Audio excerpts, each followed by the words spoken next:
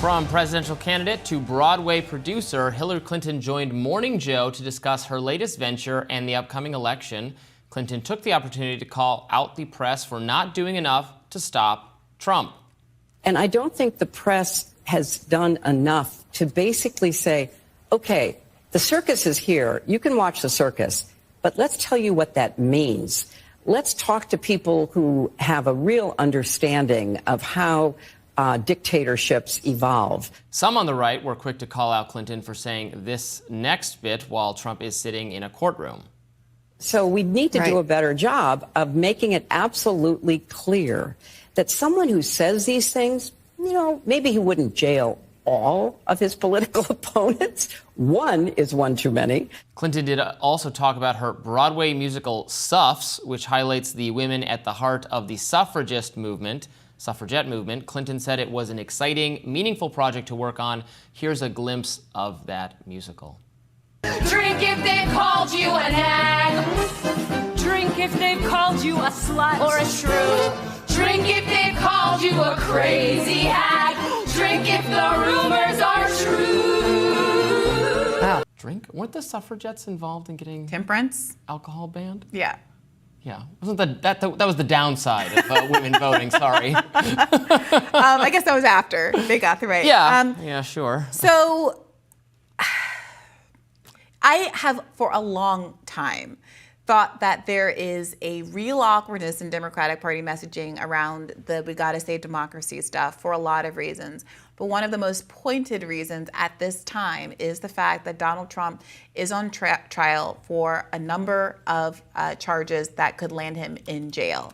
And is there any dissonance for Democrats to be arguing that it is kind of fundamentally undemocratic to lock up one's political opponent while they're endeavoring to do exactly that? Now, I would argue, I don't have a blanket feeling that presidents should never have to be accountable for the actions and never go to jail or anything like that. I think the problem is that political leaders tend to be pursued for superficial, very personalized behavior, even if they are violations of the law and they shouldn't be above the law, while the substantive violations, the war crimes that they execute, et cetera, are often ignored because all of the presidents do it, and the new guy persecuting the old guy doesn't want to be held to those same standards. And can you imagine having the viewpoint that the reason Donald Trump won and might win again is that the mainstream media hasn't been intensely anti-Trump enough? I mean, that's just a crazy perspective. It's a popular one among some liberal commentators.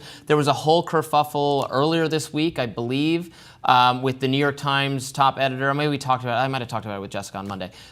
New York Times editor telling Semaphore, like, what does the Biden White House want from us? They want us to just be literally the campaign arm of their administration. We're not going to do that. We're talking about immigration issues people care about, including immigration and the economy, in addition to these threats to democracy. But if you look at the polls, threats to democracy is often not the top issue that people say matters to them. So we're talking about it, but we're not talking about it to the satisfaction of the Biden administration. Sorry. And then on social media, it was just liberal media person after liberal media person saying the Times has just abrogated its duty in this most solemn of moments. Yeah, I feel like I'm Susan Sarandon because this feels like a time warp.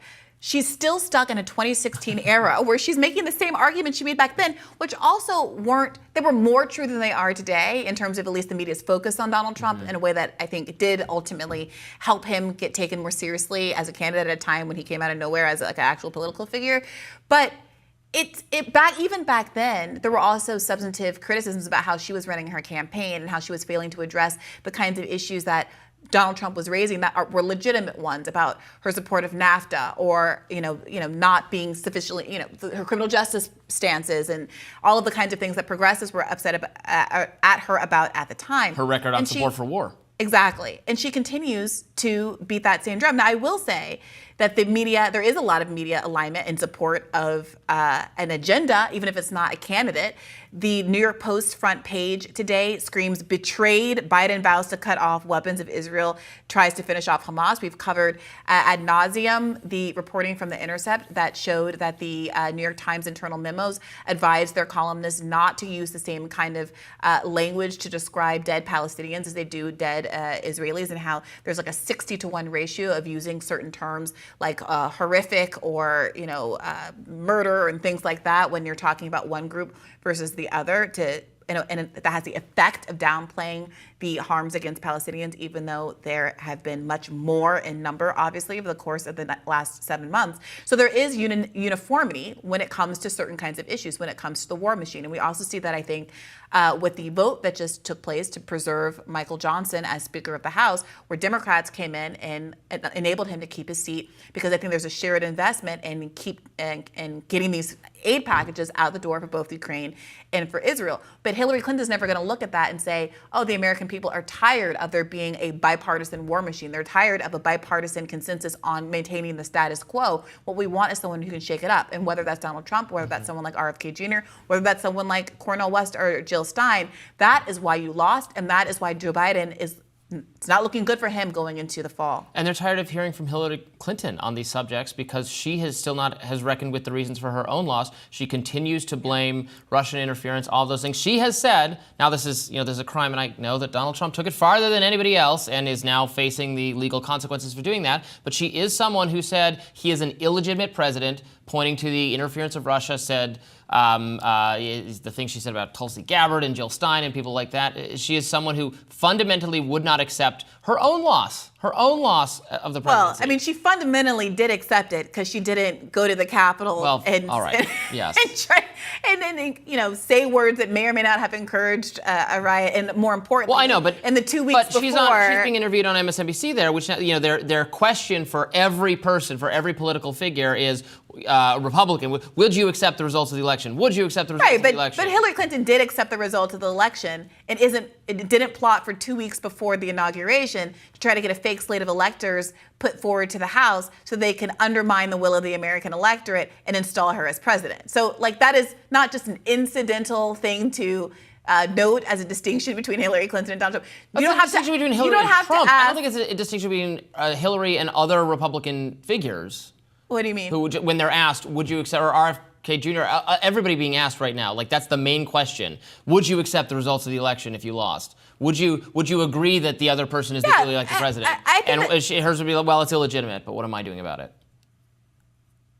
Well, I don't quite understand. I think no one has to ask a question of a person about whether they would accept an election result when they very clearly have accepted the election result. There are material differences between how Donald Trump behaved. Yes, I agree, but with Donald Trump, but with other people.